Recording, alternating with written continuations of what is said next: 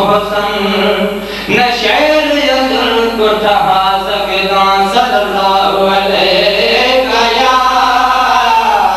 या रसूल अल्लाह वसल्लम अलैका या हबीब अल्लाह।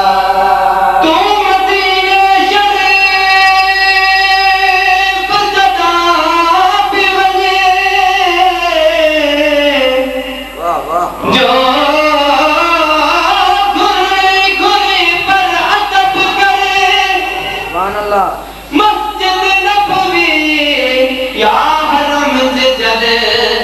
तू अंदर घिरी पर अदब गई जन्नतुल बकिया दे पासे तू जटा भी गुजरी पर अदब करिए मोहसन मालिक दे कदमे दे तू जरूर गिरी पर अदब करी सल्लल्लाहु अलैका या रसूल अल्लाह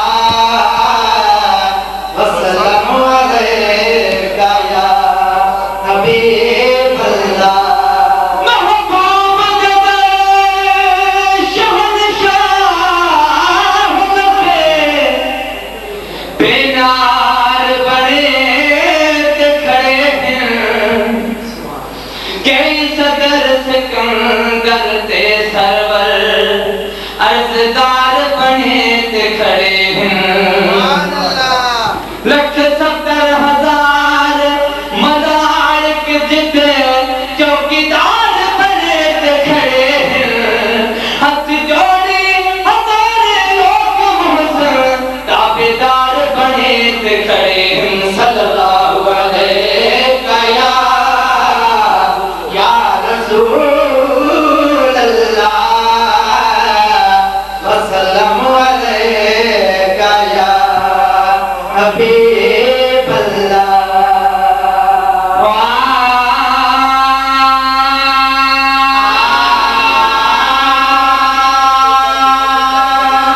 घड़ी तरसो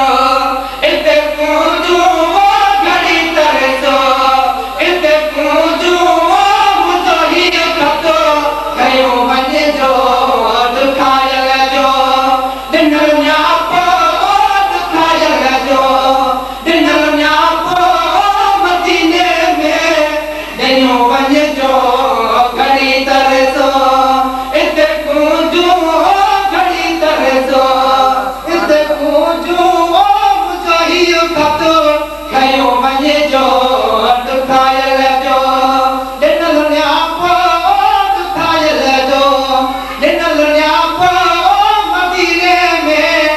ॾिनो वञे जो घड़ी तरसो। ओ खुदा तेरे हक बिराजो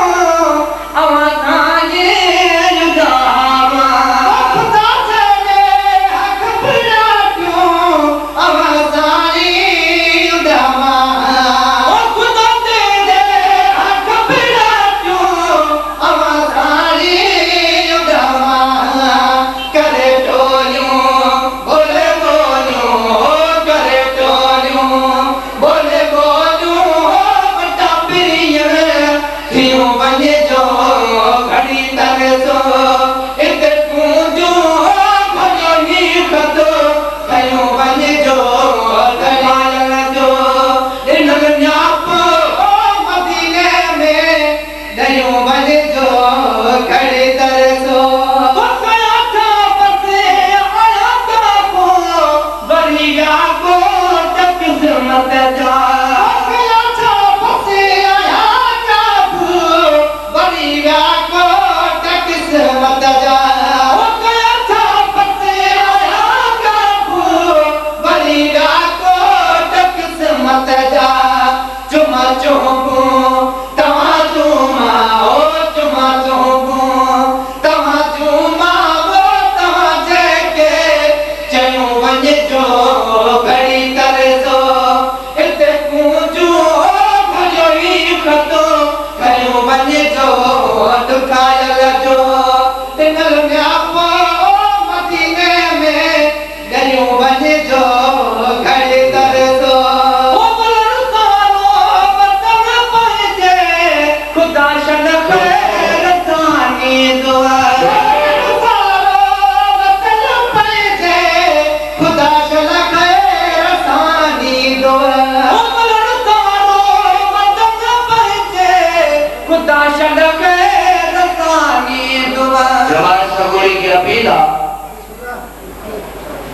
तव्हां खे ख़बर आहे त ही सूबे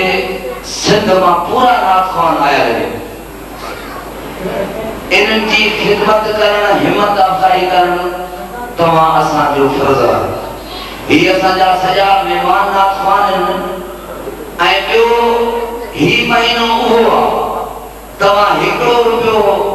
काथे बि पंहिंजी जान ते ख़र्च कंदव त बि उहो तव्हांजो साईं सवाब में लिखियो वेंदो आहे ही महीनो त